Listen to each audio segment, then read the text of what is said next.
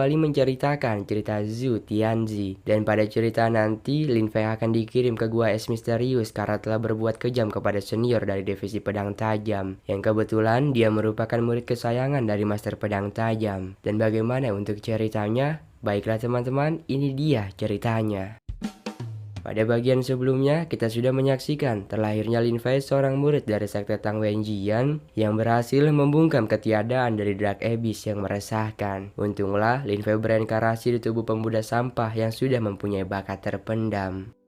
Masih di waktu yang sama, ketika pedang Li Chun hampir saja memakan wajah Lin Fei karena Li Chun telah mabuk kepayang sampai membuat Song Yang, si murid dari divisi keseimbangan giok, terbebani. Rupanya kedatangan Li Chun ingin menggoda nona cantik yang bernama Qiu dari divisi keseimbangan giok, dan Song Yang meminta tolong kepada senior Lin Fei untuk berupaya menengahi hal ini karena takut nanti sewaktu-waktu ada yang tersakiti. Awalnya Lin Fei menolak, namun setelah dipikir-pikir ada baiknya juga. 使不得，那可是李纯啊！哎呀，一个酒疯子而已。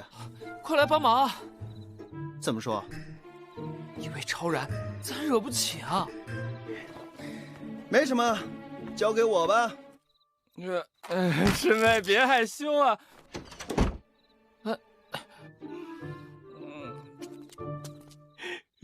不用补妆的，反正一会儿。月上折弦。 Cukup anggun dan cantik perawakan bugar dari nona Qiu. Sampai-sampai Lin Fei sendiri pun menguji hal tersebut dan memberitahukan kalau senjata pedang yang dipegang oleh nona Qiu merupakan cahaya sinar bulan di saat kelahiran nona Qiu. Terlepas hal itu, Song Yang berkata bahwa senior Lin Fei harus segera memisahkan perang antara senior Li Chun dan adik Qiu karena nona Qiu sebentar lagi akan marah kepada Li Chun. 要是能拿来研究研究就好了。 师兄，今晚不赏月了，赏人！糟了！还好没闹出人命。 Untunglah Li Chun berhasil disingkirkan dari penyerangan itu. Walaupun tadinya Song Yang sudah ketakutan antara belah pihak ada yang mati. Dan di tempat Li Chun sendiri, ia tak terima atas perilaku Lin Fei yang sudah mengganggu. Namun di sini Lin Fei bersikeras menegaskan jika tempat ini merupakan divisi keseimbangan giok dan Li Chun tak ada hak apapun untuk mengusiknya. Mendengar hal itu, Li Chun cukup dibuat emosi kembali sehingga kedua dari mereka harus terlibat baku hantam yang lucu. 纠缠不休，我可就不客气了。那是玉衡风，不是你魔剑锋。石头兄，快问好事！滚！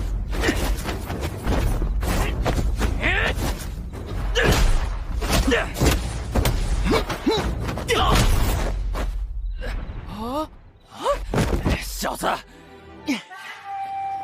还是第一次。 小心！我让你今天就打死我，不然这一脚是命还！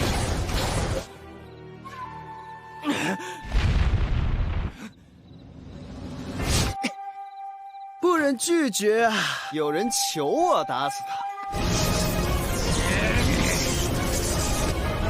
唉。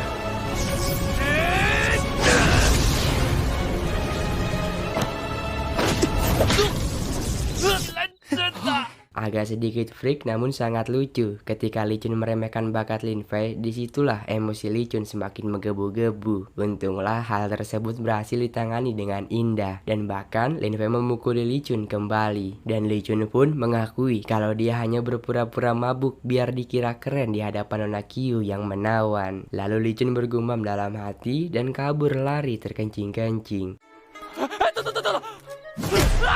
放心。 绝对让你称心如意！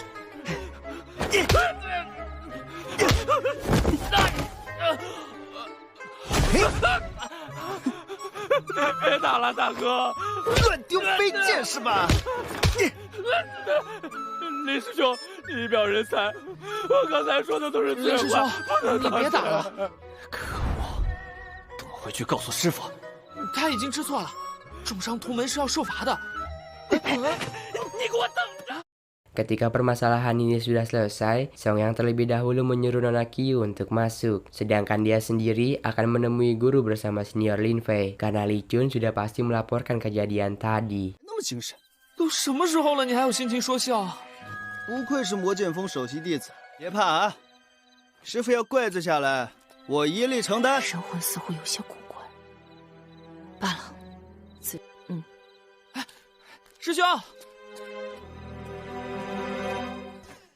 Di tempat divisi keseimbangan giok, seorang kakek bernama Luo Shen itu merupakan pemimpin dari divisi keseimbangan giok yang setiap harinya hanya suka berjudi tanpa henti.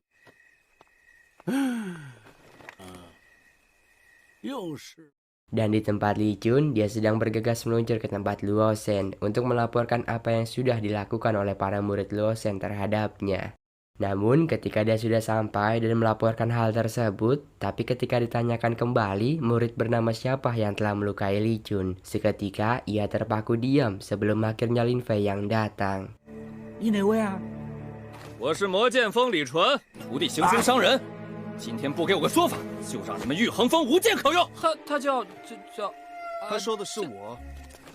Luo Shen yang baru mengetahui hal itu pun langsung menghiraukan sebentar niat Li Chun datang kepadanya dan lebih mementingkan meminjam uang batu roh kepada Lin Fei. Sedangkan Li Chun sendiri sudah ingin menetapkan Lin Fei dihukum sebagaimana mestinya peraturan sekte yang berlaku. Jika melukai sesama murid sekte, maka ganjarannya harus dihukum ke gua es misterius. 归重伤同门，该罚去玄冰洞苦修。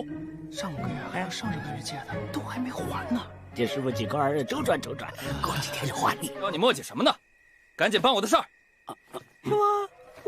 我都忘了。你干的？徒儿知错，甘愿领罚，一人当。师傅尽管责罚。不愧是林师兄。玄冰洞，师傅，事出有因，林师兄罪不至此啊。你知道个屁！还不快滚回去收拾！罗神香。 你这是包庇！我靠，师傅你拿错剧本了吧？再说我要是跑了，这经常入不敷出，月供就是您的命根子。 Awalnya Li Chun bimbang antara memberi hukuman Lin Fei ke gua es misterius atau menjaga tungku pedang. Namun hal itu langsung dipatenkan karena Lin Fei merayu hal tersebut dan memang hal ini bagus untuk rencana dia sebelumnya. 真别怕，刚才是我不对。 说吴越好像喜欢罚人屈手见炉啊！算你识相。就按照你说的，罚我去玄冰洞苦修。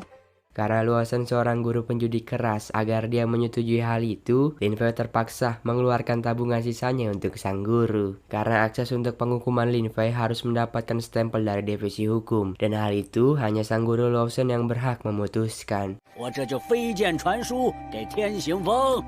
这林飞怕不是傻的，居然一心送死。那就玄冰洞。有的人呀，就喜欢自寻死路。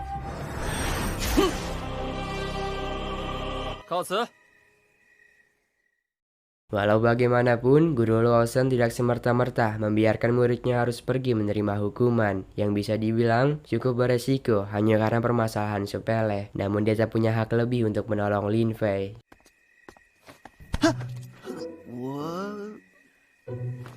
你小子去玄冰洞另有所图吧？听说玄冰洞很黑。滚！为师要睡觉了，破铜烂铁干嘛？拿走！谢师傅。 Cerita ini bersambung ketika Song Tian datang sebagai utusan dari divisi hukum untuk membawa Lin Fei ke gua es misterius. Ia pun cukup senang bahwa kini musuh abadi dia harus mati secara perlahan di gua es misterius. 哎呀，他会冷酷的拒绝你，残忍的羞辱你。林飞呀，林飞，你现在肯定害怕的瑟瑟发抖吧？ Namun kendati demikian, Lin Fei bersemangat untuk menerima hukumannya dan meminta Song Tian segera membawa dia ke gua es misterius. 待会儿不管你怎么求饶，怎么来这么晚呀？来，别耽误我时间。哎呦，赶紧走吧。 走啊！这会儿演的再好也没用，当我装镇定是吧？玄冰洞绝对下得为主。嘿嘿。Dalam segi penceritaan, dongeng ini wajib kalian tonton secara utuh. Karena menurut pribadi saya, dongeng ini bagus dalam segi grafik maupun komunikasi antara tokoh pemain. Baiklah, segitu saja dulu pembahasan cerita kali ini. Ada pelajaran yang kita dapat di setiap adegan, bahwa sang guru tak akan mungkin menjerumuskan muridnya ke dalam kesengsaraan.